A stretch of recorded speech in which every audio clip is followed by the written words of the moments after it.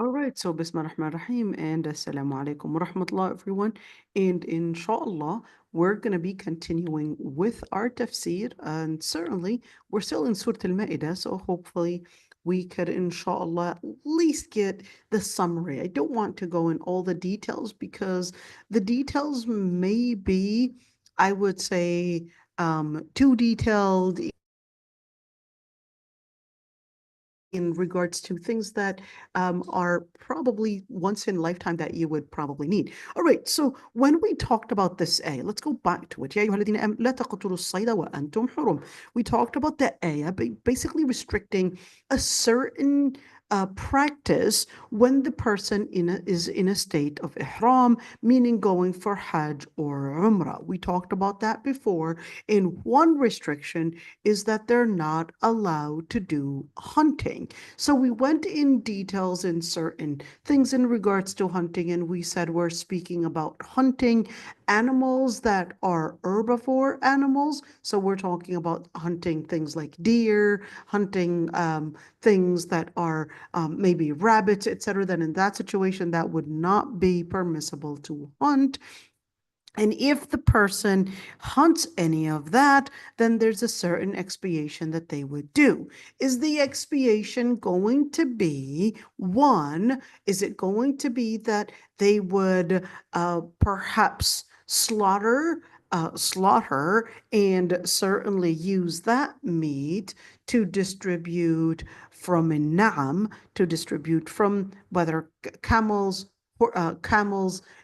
sheep, goats or cows, and use that, of course, slaughter in order to consider as a distribution to feed the poor. And where is it supposed to be at? Anywhere? Should I give it to Somalia? No, it's supposed to be بالغ الكعبة. It's supposed to be distributed within the Kaaba. Or أو كفارة طعام مسكين, or you're going to be giving a certain amount of food to basically do the expiation for the type of hunting, or the person is going to be doing an equivalent number of days of fasting. So then we're asking questions. Well, is it to hunt anywhere? Or is it designated in a specific area? Is it to hunt anything? What if I was driving a car and I didn't mean to hunt, but I basically, I don't know, there was a lion in front of me and it started running in front of me and boom, I basically killed the lion. I don't know, this really random case. I don't know, do they actually have lions in the Arabian Peninsula? I don't know. I doubt that they do. But anyhow, okay. So if we're speaking about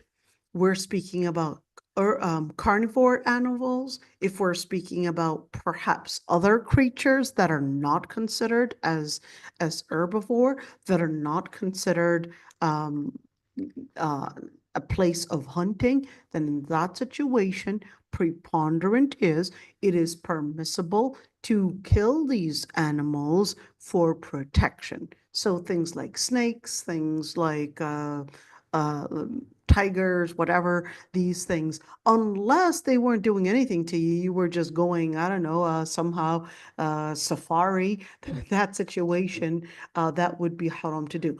Wait a minute.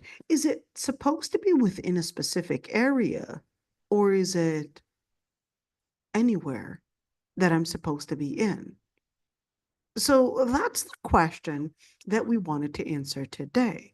The area that you're not supposed to be doing hunting or doing any of those haram, ihram, sorry, not haram, but ihram breakers, those are supposed to be within the haram. Well, what is the haram? There's a designated area, and that's what we're going to do. We're going to see, well, what is al-haram al-makani, and we're going to look at Mecca. Okay, I want you to look at this one because there's a certain place, and you cannot necessarily consider consider other areas. So let's say we're going to get right there and we're going to say خريطة حرم Mecca. Okay, let's see right there. Here we go. So this would be the area that you are not permitted to do that hunting in it. Now, is Medina included or not? That's a differences of opinions. Preponderant is that yes, it is included. So when you're looking at Kharitat, you're talking about Medina, it's also within certain areas as well. Now, when you're looking at those areas, so if you're outside of those areas and you hunted, you wouldn't be considered as somebody that transgressed or had committed an ihram breaker. Shafi'i, on the other hand, included another city called the Ta'if. And therefore, we're not just talking about hunting, but we're also talking about things like breaking down trees or vegetation that you're not supposed to be doing while you're in a state of ihram. So just keeping that one in mind, and also Medina cannot do the same thing for Mecca. Well, this isn't necessarily the same for all the madhab. Abu Hanifa's madhab, he considered that Medina is not necessarily taking the same ruling as Mecca, and considered that no, that it's permissible to hunt in Medina and to break down its trees, and therefore it's not the same. Now, what happened? Is it at all whatsoever that we're supposed to be considering that Mecca has a certain sanctity, and therefore we aren't supposed to be doing certain things in Medina or certain things in certain sins? And is that is there uh, some kind of a restriction? So yes, there is a kind of restriction in Medina and also in Mecca. The Prophet ﷺ had actually said, let's look at this hadith so you could see it, because this is regardless of whether you are originally or whether you have a valid visa or whether you are Saudi or not, has nothing to do with it. Let's look at this hadith. The Prophet ﷺ, here's the hadith. You could see this hadith is narrated in Bukhari and Muslim. What does he say? Al-Madinatu, and he said, Haramun min kada ila kada, is all an area of sanctity and is a sanctuary place from this place to this place. And he said, وَلَا يُحْدَثُ فيها حدث من أحدث حدثا فعليه لعنة الله والملائكة والناس أجمعين. Whoever is to commit a sin, we're speaking about certain major sins, then Allah subhanahu wa ta'ala and the angels and all the people would basically curse this person, make a dua against them. In other words, when we're speaking about man ahdath, here we're speaking about whoever would commit a sin. We're speaking about major sins. So therefore, just taking that in mind, that a person is supposed to consider a certain sanctity for the area of Medina and for the area of Mecca. So therefore, keeping that in mind, if a person were to commit a sin in Medina or in Mecca, certainly the sin is actually doubled than anywhere else. That's scary. That's very scary. Why? Because you're in an area that is of high sanctity. You should embrace the inspiration of what this place holds. what this place holds is a whole history, is a whole embracement of all that Prophet Ibrahim, Prophet Muhammad ﷺ, and all the Tawheed that it basically contains and had contained to inspire people throughout all countries, throughout the world, and throughout time. So you should be a contribution to carry on that legacy, to carry on the legacy. So if you're living in Medina, you have to embrace the tawheed that Allah subhanahu wa ta'ala had basically inspired within the area of Medina through Muhammad ibn Abdullah sallallahu alaihi wasallam, through the Sahaba, etc. Same thing if we're talking about Mecca. You want to embrace a great Islamic practice, a great, let's say, consideration for the Tawheed and what the sanctity of the place carries. Okay, so now let's continue. So for Abu Hanifa, he basically regarded that, no, it's not necessarily including Medina. And you could say that the majority of the scholars disagreed with him. And let's say, what happened and why did he even say that? He said, well, there is a hadith, من وجدتموه يصيد في حدود المدينة أو يقطع شجرها فخذوا سلبه. And he said that the Prophet ﷺ, quote, whoever you would see hunting within the borders of Medina or breaking down its trees, فَخُذُوا سَلَبًا. What is فَخُذُوا سَلَبًا?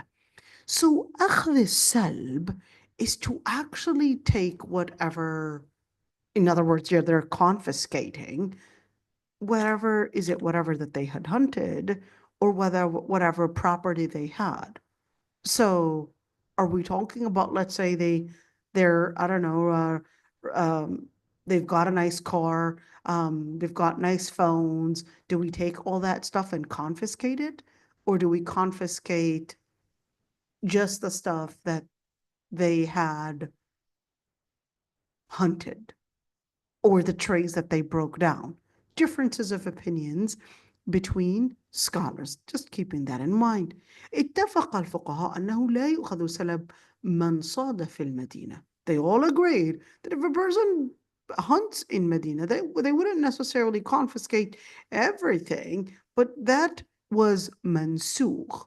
They said that is actually abrogated. So to say that we're going to be taking and confiscating their property, they said, well, all scholars agreed on that, and therefore this statement was actually abrogated. In other words, it was true at a certain time during the time of the Prophet ﷺ, but that later was abrogated, and the Prophet ﷺ had basically changed the ruling on that. And therefore, just taking that in consideration. What about the other scholars that said that no, we're speaking about that it's permissible? This one is really rather strange. ما فعل النغير?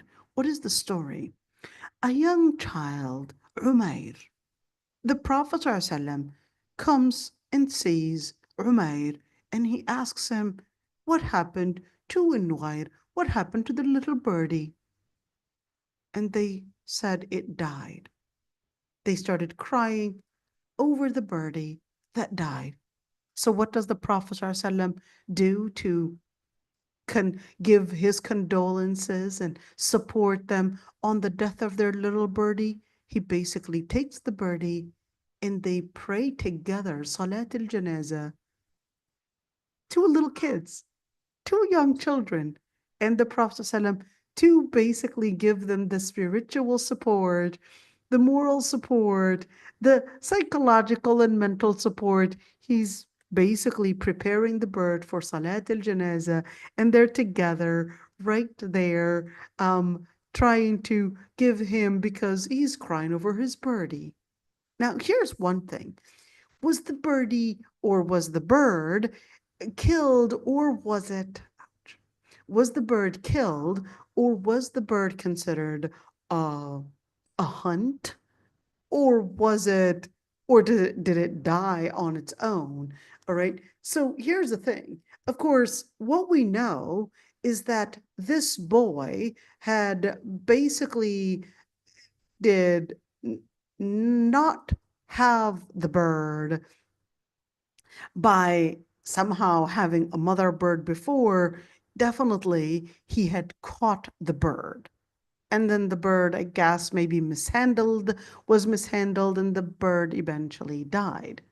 They said, well, here, the Prophet ﷺ did not forbid this boy from catching the bird.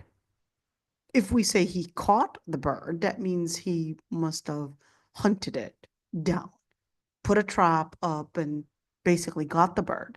They said, well, the Prophet ﷺ didn't tell him, and certainly we know very well that this was in Medina. The Prophet ﷺ didn't tell him, hey, everything in Medina, the trees and the animals out there, we're not supposed to be hunting in Medina. He didn't tell him that. So that was the evidence that even the Hanafi madhab had used to say, well, that actually proves that Medina is not necessarily taking the same sanctity as Mecca. So hunting in Mecca, all scholars would agree that you cannot hunt a pigeon or follow a pigeon, or probably a cat or whatever. You're supposed to let them loose, leave them alone, and not hunt them. They too are supposed to be living at peace. Okay. But of course, the debate goes on, and was it necessarily a hunt? Was this child in a state of ihram? What does this even look like? That was that area of debate as well. But let's see. And of course, the scholars that responded to this, they said, well, this child was not in a state of ihram, so you cannot use this hadith about the bird and use it to say, well, see, you can hunt in Medina, and you can also break down the trees. The evidence is the birdie story. They said you can't use that hadith. It's basically in the wrong context. In fact, we've got another context that the Prophet ﷺ, that he had a wahsh. What is al-wahsh? Al-wahsh is not a beast per se, but it's a wild animal. Somehow there was a wild animal that the Prophet ﷺ, was it brought to him? Did he somehow hunt it down? We just know it's not a domesticated animal. That's all we know. And that's why they called it wahsh. It was not a domesticated animal. And the Prophet ﷺ had this wild animal, and it was basically tied outside his home for some time. It wasn't always, but at one point he had that. Okay. And this wild animal, whenever he would see the Prophet ﷺ, رَبَضَ فَلَمْ يَتَرَمْرَمْ كَرَهِيَةَ أَنْ يُؤْذِيَهُ. The wild animal, whenever it sees the Prophet ﷺ, he would just sit. He would just sit, and he would not do anything. So he would be wild at all times, but when he sees the Prophet ﷺ, that wild animal, he would just all of a sudden just become silent and just pause and just sit. Would all of a sudden lose his wildness. Ya Allah. Look at this. This wild animal knew that the Prophet ﷺ was a magnificent man, and he would just not act as a wild animal anymore, and he would glorify the presence of the Prophet ﷺ. Allahumma salli ala Sayyidina Muhammad. Allahumma salli ala Sayyidina Muhammad. All right. So let's see right there. All right. When you're looking at this beast that was there, the beast, where did it come from? Who brought it? Etc. At the end, it was within, for sure, it was within the area of Medina. It's a wild animal. Was it an herbivore? Was it a carnivore?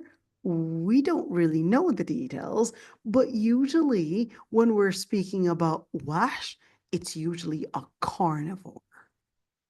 Okay? It's usually a carnivore. Okay.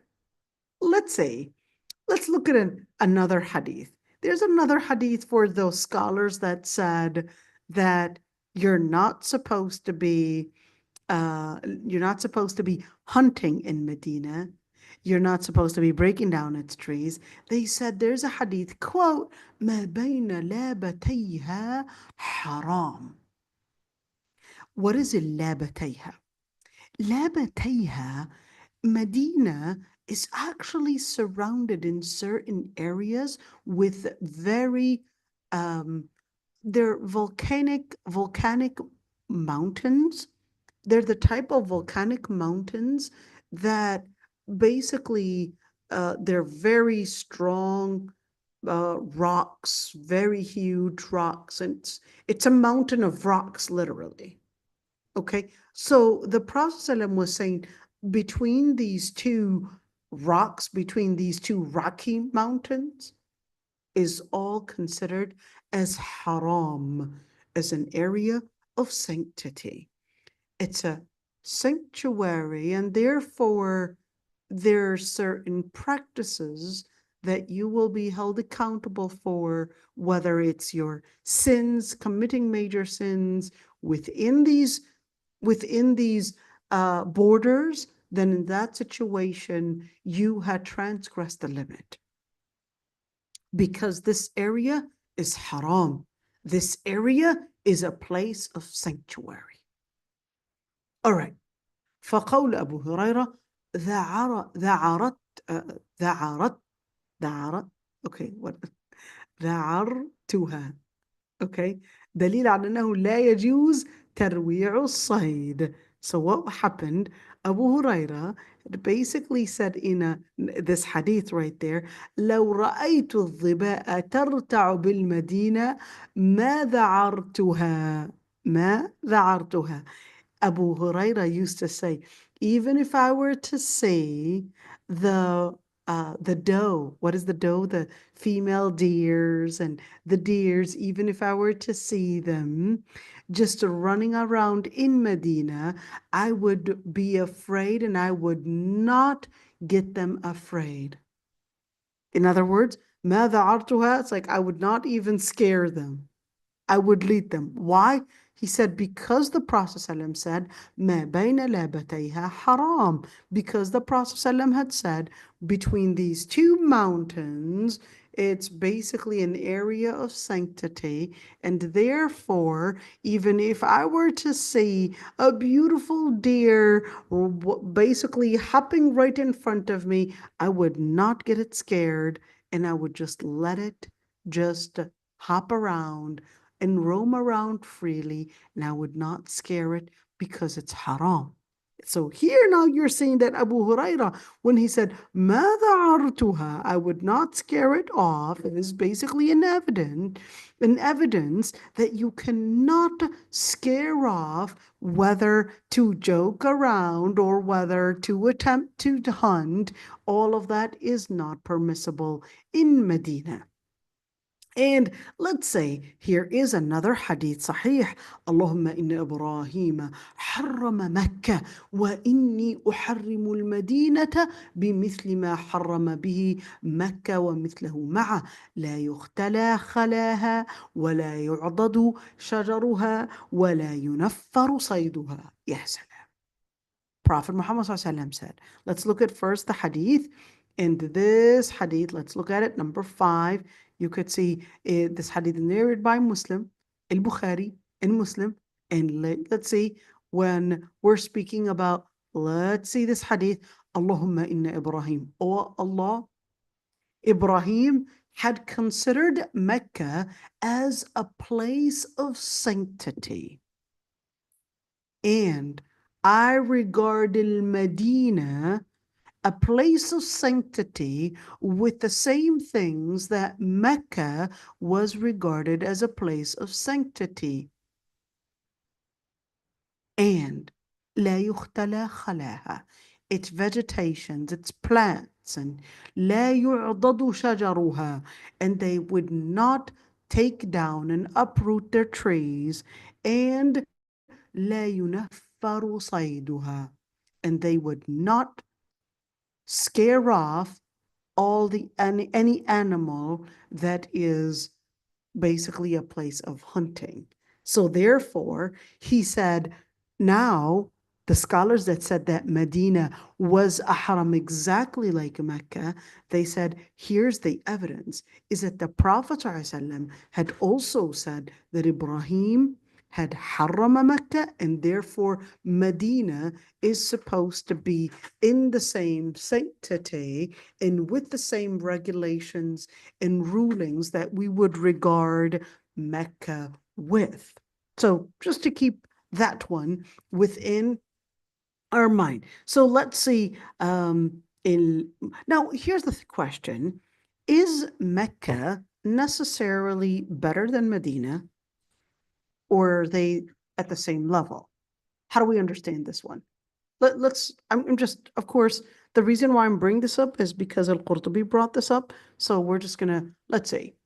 Of course, you're looking at a quote. Let's look at this one. He said, لا سيما مع أن المدينة عند أصحابنا أفضل من مكة وأن الصلاة فيها أفضل. I wanted to comment on this quote, okay? And what is he saying? He said, our friends, who's our friends? He's not talking about friends, we've got together our friends. No, you're talking about the Malikis.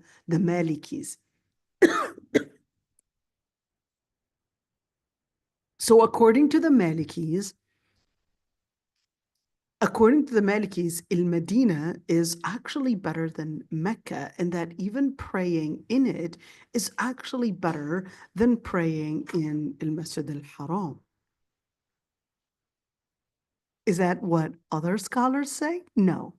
All the other majority of the scholars actually regarded the opposite, that Mecca is of a higher sanctity than Medina, and that Mecca holds a higher level, whether we're speaking about Salah or whether we're speaking about the place that it holds, because it's even the Qibla, etc., that it's actually at a higher level.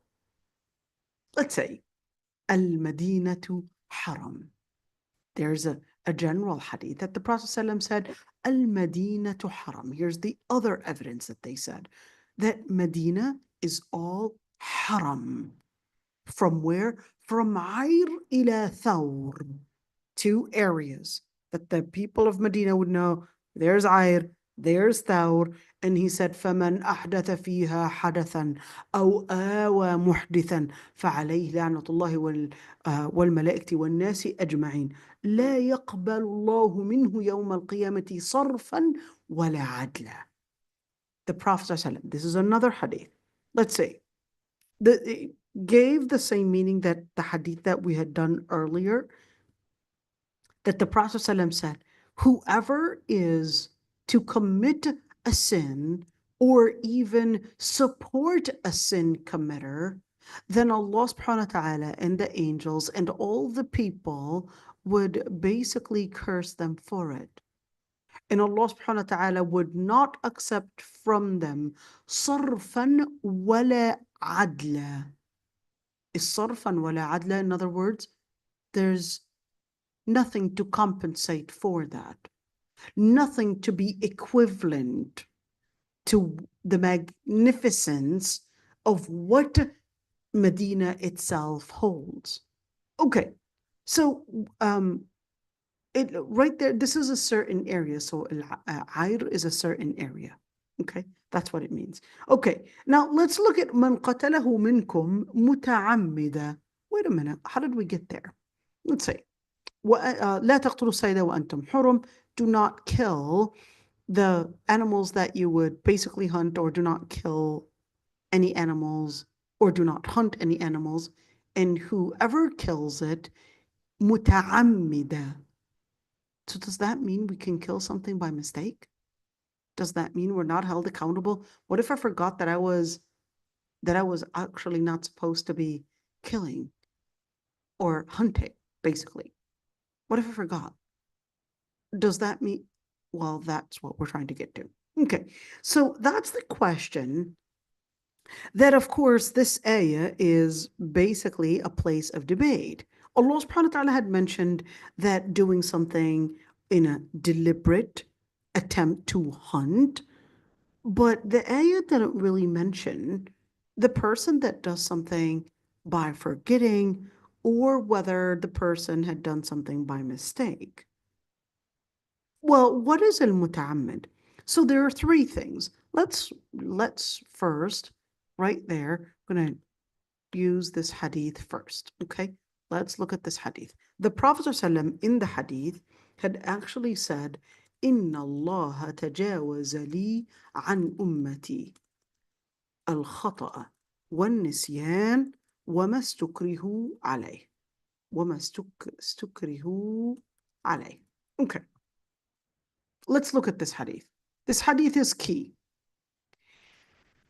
The Prophet ﷺ said that Allah subhanahu wa ta'ala تجاوز لي, dismissed my ummah from these three things and what they had committed. One, things that they had done by mistake, things that they had done by forgetting, or things that they had done by perhaps they were coerced to do something. Now, this is a general statement. Now, how far does it extend? So let's just assume we had forgotten that it was impermissible to hunt within the Haram al-Madinah. Or we basically, I don't know, this woman was in Medina and she thought, I want to get something to remember from Medina. So she basically, I guess, took a twig from a tree, or probably, I don't know, took a plant and wanted to dry it to take that to her home country, or perhaps, I don't know, hunted something when she just forgot. Okay, now she forgot that for area of forgetting something. Does that take the same ruling or not? Let's give another example. Let's say you were visiting and you didn't get the adhan. So your friend, she had her phone and her phone did the adhan. And you eat, and it was Ramadan. But then later on, you basically discover that your friend actually had the wrong settings for the adhan. And you all ate, and it was the wrong settings for the adhan. You ate at the wrong time. Is your siyam valid or not? You all ate. It was by mistake. Is your siyam valid or not? Are we held accountable for that? So that's that area that scholars actually debated, whether we're speaking about fasting, or whether we're speaking about hunting, or whether we're speaking about things like divorce or etc. How far and how much can we depend on this general statement that if somebody commits something by mistake, forgetting, or they were coerced into something, what is the implication? Can we, one, hold them accountable? Two, what if they're people's rights? Or is this hadith basically saying that they're not held accountable, but the implication they have to take it in consideration? So what are we looking at? The implication may be, certainly, the implication is that you broke your fast and it was the wrong settings, and certainly you're not held accountable because you didn't mean to break the fast, at least at the wrong timing, and transgress the limit, but you did break your fast in action. So will I be held accountable? You're not held accountable, but you will be asked to make up a day. Is that what all scholars agreed on? No. Some scholars took this hadith and considered it as a default and considered that, no, you're not held accountable. You basically did not know. And exactly like the hadith where if you had eaten something and you had forgotten that you were fasting, the Prophet ﷺ said, إِنَّمَا أَطْعَمَهُ اللَّهُ وَسَقَاهُ, that Allah subhanahu wa ta'ala had basically given him the provision. Then in that situation, the same rule, the same idea that we would apply on forgetting something is going to take the same rule if we were to do something by mistake. Same thing if we were to do something when someone is coerced. Let's say someone coerces that person to eat, and they literally eat. They were coerced. They said, eat and break your fast or I'll shoot. So the person just eats. Is that considered as they had broken their fast, therefore they had to make up that day? Or is it that, no, they don't need to make up that day? How do we understand all of this? Okay, how do we understand all of this? Now, that's that area of debate between the scholars of usul before even the scholars of fiqh. What's the difference? The scholars of usul are basically the scholars of usul are basically the scholars that would research the foundations of the foundations and the principles of fiqh. So those are considered like even farther down in the research and the resource in studying the resources. Now, same thing here. It wasn't just on the part about fasting, but same thing here. The same type of debate also comes in when we're speaking about hunting. Is this ayah saying that this is exclusive to somebody, that this ruling is exclusive to someone that is hunting and doing it on purpose to hunt? Or does the ruling also include someone that is perhaps hunting when they had forgotten that they were in a state of ihram, or they had forgotten that it was haram, or by mistake I'm driving a car and all of a sudden, there's this deer that jumps right in front of me and it gets killed. I didn't mean to hunt the deer. It just jumped in front of me and it was killed. Does that mean I'm breaking an ihram rule? Does that mean I have to do the following expiation? That's the differences of opinions between scholars. Okay, just wanted to note that one and how far. The majority of the scholars had said that this al-amd right there, which is doing it on purpose.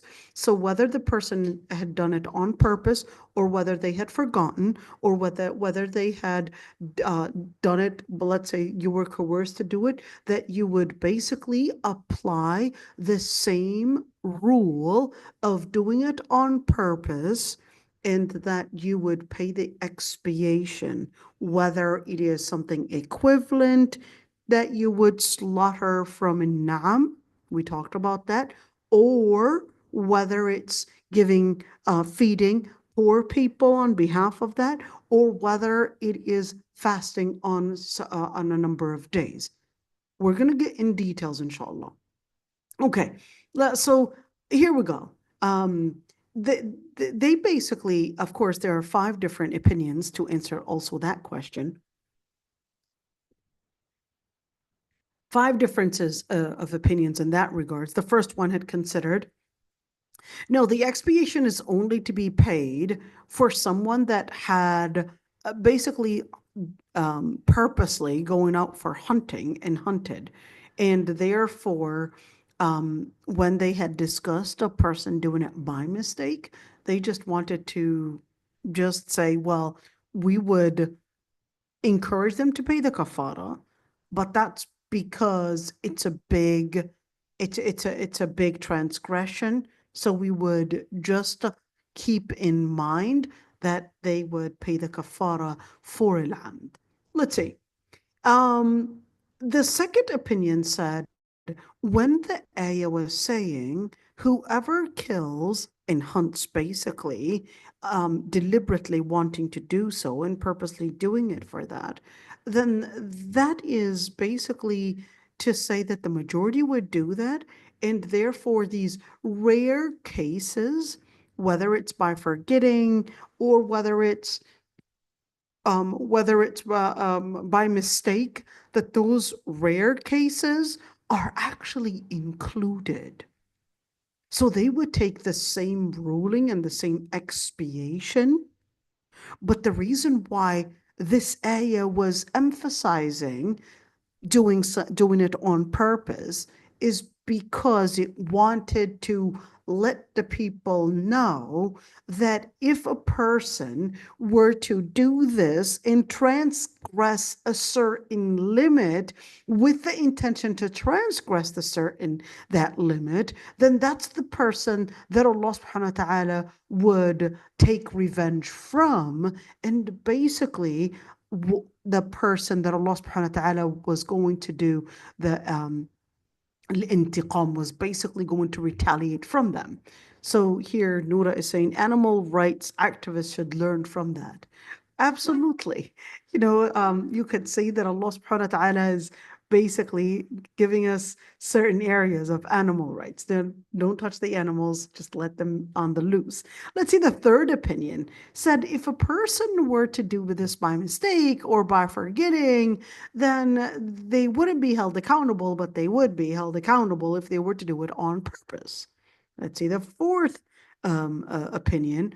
And of course, what's the evidence? They basically use this general hadith that we talked about earlier, this one. And they also said, because everybody is supposed to be innocent until proven guilty. In other words, you wouldn't be held accountable for something that you had done by mistake or something that you had done by forgetting. Let's see, the fourth opinion, that if the person to do it, whether deliberately hunting, forgetting, or whether they had done it by mistake, at the end, they would take the same ruling as doing it on purpose. What's the evidence? They said, well, we could see that the Quran itself was emphasizing during situations when they had hunted on purpose, but we would see in Nisyan and al-Khata that, hey, just as if, let's say, by mistake, you were driving and instead of hitting the gas to go drive, you put R reverse, the car goes backwards and kills someone. Are you held accountable? Well, you're not held accountable on Judgment Day because you didn't mean to kill the person. But are you held accountable that you have to pay the diya? Absolutely. Are you supposed to be fasting 2 months in a row? Absolutely. But I didn't do it on purpose. yes, you didn't do it on purpose, but there are certain things that even if you didn't do it on purpose, you still have to pay the expiation for it. Same thing, the scholars that supported the opinion, remember the settings on the phone, that you put the settings on the phone and it gave you the wrong adhan, or that friend of yours basically put the wrong settings and you guys ate at the wrong time. All right. So the preponderant is that you would make up that day. You would make up that day. But some scholars said you don't. They said, hey, it's a khata, nisyan, right there was we've got this hadith and this general statement. So the scholars that said, no, you're not held accountable in the eyes of Allah subhanahu wa ta'ala, but if you had broken your fast or if you had committed a transgression, you still have to pay the compensation for it. So you can't just say, well, I'm not held accountable, it's not my fault. No, there was something that was done. You're playing baseball, and of course, that baseball, the ball itself is very heavy, and who knows what's inside of it, and you break somebody else's window. You just hit it with your baseball. You didn't mean to break somebody's window, but when they ask you for compensation for breaking their window, you can't say, well, إن الله تجاوز لي عن أمتي الخطأ والنسيان وما استكرهوا عليه. Deal with it. No, you have to basically compensate, even if you didn't mean it. You're not held accountable in the eyes of Allah subhanahu wa ta'ala, but you will be held accountable for not compensating. You will be held accountable for not compensating, even though you had done it by mistake. Because this is حقوق العباد. Is the rights of Allah subhanahu wa ta'ala, or are the rights of Allah subhanahu wa ta'ala basically given the same sanctity as the rights of Allah subhanahu wa ta'ala? So if we're talking about, well, what is the rights of Allah subhanahu wa ta'ala? Like fasting, do we treat it the same way as breaking somebody else's window, for example, by mistake? Differences of opinions between scholars. Okay, just keeping that one in mind. But I like this quote. قال ابن العربي إن كان يريد بالسنة الآثار التي وردت عن ابن عباس وعمر فنعم هي وما أحسنها أسوة. يا سلام عليك. Ibn al-Arabi, he said, if you wanted to say that is sunnah is basically to include all the different quotations that were mentioned of Ibn Abbas and Umar ibn al-Khattab, then what a great source that we should take as an example. وَمَا أَحْسَنَهَا أُسْوَةٌ. So in other words, when we're talking about a quote of Umar ibn al-Khattab or any of the Sahaba, we need to just remember that this is the best group that you need to take as an example. So this is going to be the last point that we're going to be discussing, inshallah. Let's see, number 5, that أن يقتله متعمدا لقتله ناسيا لإحرامه. What if the person deliberately killed him, but he forgot that he was in a state of ihram? All right? But if he remembered his ihram, then in that situation, according to this opinion, then they would have to pay the expiation. Well, what is this point inferring? So the inference that this point is trying to make is that if the person was intending to break the ihram and had and recognized, and he basically wanted to transgress the limit, then that's the person that pays the expiation. But if the person forgot that they were in a state of ihram and they didn't mean to break, I mean, they did hunt. They went hunting and there it is. They were doing all that action and they knew that. But then they forgot that they were in a state of ihram at that point. Just got, I guess, carried away. There's a deer right there. You just carried away and then boom, right there. And it was like, oops, I forgot that I was not supposed to be doing that.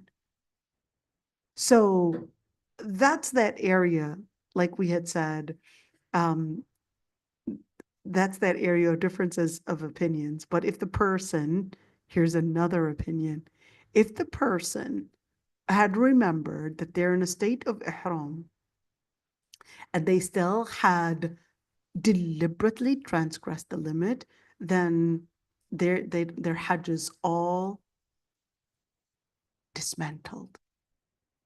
Their hajj is corrupt. That's it. There's no, they would have to do it next year. Or go back, if there's enough time, go back to al-miqat and come back and regenerate a new ihram. Because he had just committed something that is a major transgression. This one's really rather strange, because the other scholars, they said, well, there's no difference if a person were, let's say, do something that violates salah in the different rulings in salah, and if the person were to do istighfar and were to pay the expiation, then that's what would make up for that transgression, and not necessarily say all their hajj is basically gone and their hajj is totally not accepted because they had committed a major sin right there. So just wanted to mention that point. Inshallah, we'll be continuing tomorrow, okay? Just because of time. I don't want to get my voice too tired because we started early. So inshallah, where you could see that I'm trying to skip a lot of things just because these points, I don't want you to get confused with all these points, just at least learning in general, right there. Here we go. This is the point we're stopping Oh, at. isn't tomorrow Friday? Tomorrow, tomorrow is Saturday. For you, Saturday Friday for us. me. Right, so tomorrow then we've got the pearls. Yeah. Yeah, Inshallah. good girl, Noura. Just reminded me. Inshallah. Okay. Yeah, so we've got the pearls, even though I'm so excited to actually talk about Sayd al-Bahr and all of that. You can see, let me show you what I've been doing all this time. Okay, hold on. What page is this? Let's see it, right? Let's see, 192. Okay. See? This is how much we have to do. See, I basically highlighted the areas that are important for you. So, inshallah, we'll get there, right? 192. We'll get there, inshallah. It's not going to be hard, inshallah. It's going to be easy, just like I'm explaining this and breaking it down for you. Do tell me if it's confusing. Are we on the right page here? Are we together understanding everything? Are you confused, or do you feel lost? Any questions?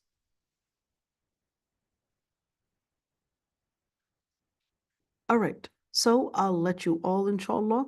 Let me just stop the recording. See someone just, yes, clear. Alhamdulillah. And I know, I mean,